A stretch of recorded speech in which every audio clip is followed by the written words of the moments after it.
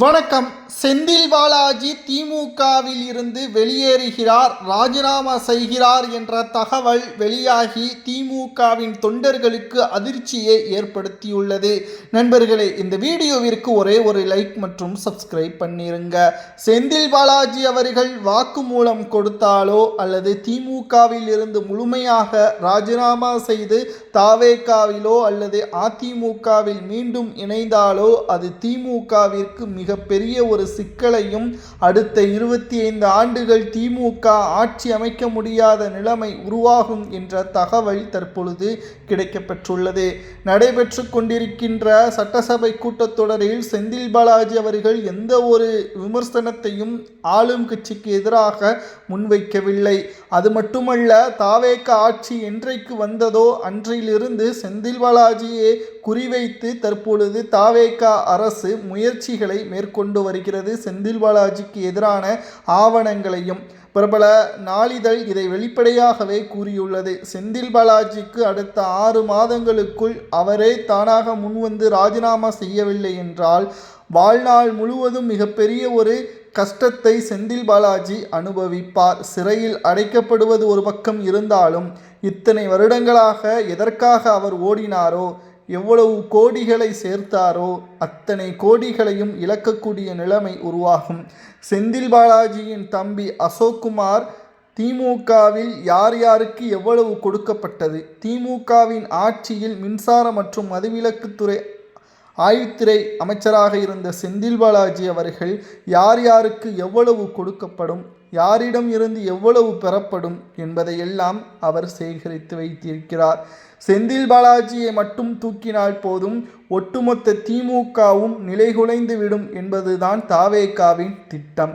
ஏற்கனவே தாவேகாவின் ஆட்சியை கலைப்பதற்கு குதிரை பேரம் என்ற வழக்கில் செந்தில் பாலாஜி அவர்கள் சென்னை திருவல்லிக்கேணி காவல் நிலையத்தில் காலை மாலை கையெழுத்திட்டு வருகிறார். அது மட்டுமல்ல, இதற்கு முன்னால் அவர் வேலை வாங்கி தருவதாக முறைகேடு, டெண்டர் ஊழல் முறைகேடு, போக்குவரத்து துறையில் முறைகேடு, சட்டவிரோத பண பரிவர்த்தனை போன்ற வழக்குகளும் அவர் மீது இருக்கிறது.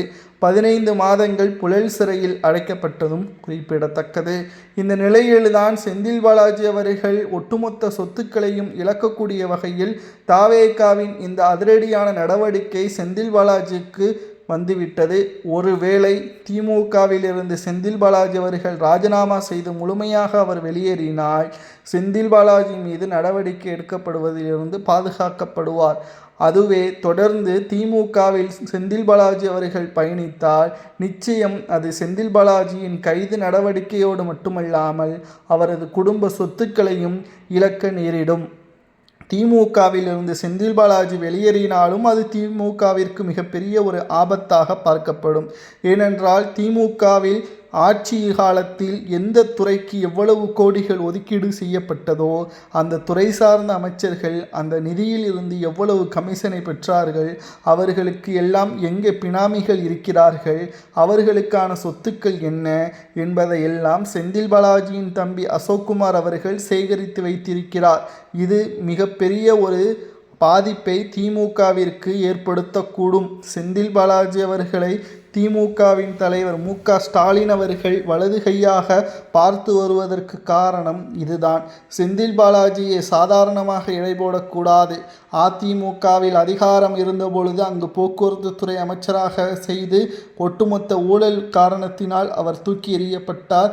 அதற்கு பிறகு அமமுகவில் இணைந்தார். அங்கு அதிகாரம் இல்லாத காரணத்தினால் அங்கிருந்து விலகி திமுகவில் இணைந்து அதிகாரம் படைத்த உடனே அவர் திமுகவின் தலைவர் மு.க.ஸ்டாலினுக்கு நெருக்கமாக மாறி பல ஆயிரம் கோடிகளை குறுகிய ஆண்டில் சேகரித்து மு.க.ஸ்டாலின் கஜானாவை அதிகரிக்க செய்ததில் மு.க.ஸ்டாலின் அவர்களது நம்பிக்கைக்குரிய வட்டாரத்தில் முதலிடம் என்றைக்குமே செந்தில் பாலாஜிக்கு இருக்கும் என்பதில் மாற்று கருத்து கிடையாது. ஆனால் செந்தில் பாலாஜியின் சுயரூபம் தெரியாமல் மு.க.ஸ்டாலின் அவர்கள் நம்பிக்கை வைத்துவிட்டார். முதலில் செந்தில் பாலாஜியின் மீது மு.க.ஸ்டாலின் ஏன் நம்பிக்கை வைக்க வேண்டும் என்று பார்க்கும் பொழுது 15 மாதங்கள் புழல் சிறையில் செந்தில் பாலாஜி அடைக்கப்பட்ட போது அவர் யாரையும் மாட்டிவிடவில்லை, அதே சமயம் காட்டியும் கொடுக்கவில்லை. இது மு.க.ஸ்டாலினுக்கு மிகப்பெரிய அளவில் பக்கபலமாக இருந்தது. ஆனால் செந்தில் பாலாஜிக்கு நினைப்பு என்னவென்றால், ஆளும் திமுகவை நாம் எதிர்த்து வாக்குமூலம் கொடுத்தால் நமது சொத்துக்களை இழக்கக்கூடிய நிலைமை உருவாகும் என்று அவர் மனதில் வைத்திருந்தார். இதனால்தான் அவர் வாக்குமூலம் கொடுக்கவில்லை.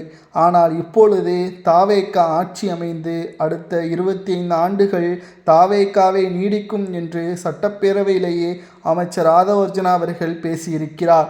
இதனால் இனியும் திமுகவில் இணைந்தால் நம்மளை நிம்மதியாக விடமாட்டார்கள், வாழ விடமாட்டார்கள், சுதந்திரமாக எங்கேயும் செல்ல முடியாது, ஒவ்வொரு நாளும் நீதிமன்றத்திலும் காவல் நிலையத்திலும் செல்லக்கூடிய நிலைமை உருவாகும் என்ற காரணத்தினால் செந்தில் பாலாஜி அவர்கள் திமுகவில் இருந்து விலகிவிடலாம் என்ற ஒரு நிலைமைக்கு தள்ளப்பட்டுள்ளார். மேலும் அசோக்குமார் அவர்களிடமும் இதை பற்றி கேட்டபொழுது அவரது தம்பியும் இதற்கு முழுமையான சம்மதமும் தெரிவித்துவிட்டார். இதனால் செந்தில் பாலாஜி அவர்கள் ராஜினாமா செய்த அடுத்த நொடியே தனக்கும் திமுகவிற்கும் எந்த ஒரு தொடர்பும் கிடையாது, அவர்கள் செய்த அனைத்து தில்லுமுள்ளு வேலைகளையும் நான் கூறுகிறேன் என்று வாக்குமூலம் கொடுத்து அப்ரூவராக மாறிவிட்டால் நிச்சயம் அவரை காப்பாற்றக்கூடிய பொறுப்பில் பல கட்சிகள் முன்வரும். அதே சமயம் தமிழ்நாட்டிலிருந்து திமுகவை முழுமையாக மக்கள் மத்தியில் இருந்து புறக்கணிக்கக்கூடிய வகையிலும் தேர்தலில் 10 இடங்களை கூட திமுகவால் வெற்றியடைய முடியாதவாறு செய்ய முடியும். கூட்டணிகள் இல்லாமல் திமுகவால் தேர்தலை சந்திக்க முடியாது. மேலும் பணம் இல்லாமலும் தேர்தல் களத்தில் வேலைகளையும் திமுகவால் செய்ய முடியாது. ஒரே நேரத்தில் கூட்டணியும் இல்லை, பணமும் இல்லை, திமுகவின் சொந்த கோபாலபுரத்தின் சொந்த பணத்தை இழக்கக்கூடிய நிலைமைக்கும் தள்ளப்படுவார்கள். இதனால் மு.க.ஸ்டாலின் அவர்கள் மனரீதியாக மிகப்பெரிய அளவில் பாதிப்பை உள்ளாக்கியுள்ளார். ஏனென்றால் இந்த தேர்தலில் திமுகவின் சாதாரண தோல்வி மட்டும் எண்ணிவிடக்கூடாது. மக்கள் அதிமுக, திமுக, தாவேக மற்றும் நாம் தமிழர் என்று பல போட்டிகள் எதிர்பாராத ஒரு திருப்பத்தோடு தாவேகாவை அரியணையில் ஏற்றி திமுகவை எதிர்க்கட்சியாகவும் அதிமுகவை 3வது இடத்திற்கும் கொண்டு வந்து விட்டார்கள். ஆனால் எந்த ஒரு கூட்டணி இல்லாமலும் அதிமுக 3வது இடம். ஆனால் இப்பொழுது திமுக எந்த ஒரு கட்சியின் கூட்டணி இல்லாமல் அடுத்த தேர்தலில் போட்டியிட்டால் 3வது இடத்தை கூட இழக்க நேரிடும். இது நிச்சயம் திமுகவிற்கு பாதிப்பையும் அதே சமயம் தாவேக அதிமுகவிற்கு சாதகமாகவும் அரசியல் களம் தற்பொழுது மாறியுள்ளது. செந்தில் பாலாஜி அவர்களை பொறுத்தளவிற்கு ஒரே நேரத்தில் கூட்டணியிலிருந்தும் அதிமுகவின் பணம், அதிகாரம் அனைத்தையும் திமுக இழந்துவிட்டதால் திமுகவால் செந்தில் பாலாஜியை காப்பாற்ற முடியாது என்ற கோணத்தில் செந்தில் பாலாஜி அவர்கள் திமுகவில் இருந்து ராஜினாமா செய்ய முடிவெடுத்திருப்பதாக தகவல்களும் வெளியாகியுள்ளது. மேலும் மு.க.ஸ்டாலின் அவர்கள் இதை பற்றி ஆலோசனை நடத்தி வருகிறார். ஒருவேளை வாக்குமூலம் கொடுத்தால் மு.க.ஸ்டாலின் சிறைக்கு செல்லப்படுவாரா என்பதை மக்களாகிய உங்களது கருத்துக்களை கமெண்ட் வாயிலாக கூறுங்கள். நன்றி, வணக்கம்.